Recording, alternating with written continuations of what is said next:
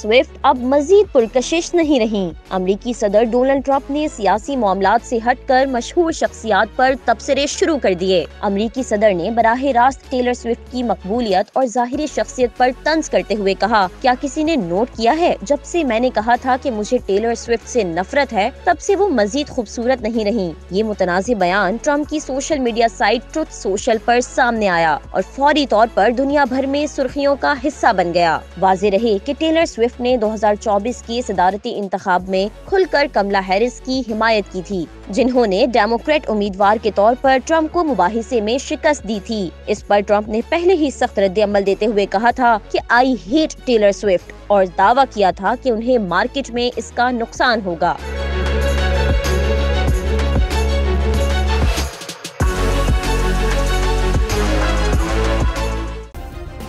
Subscribe करें और bell दबाएं ताकि कोई खबर रह न जाए।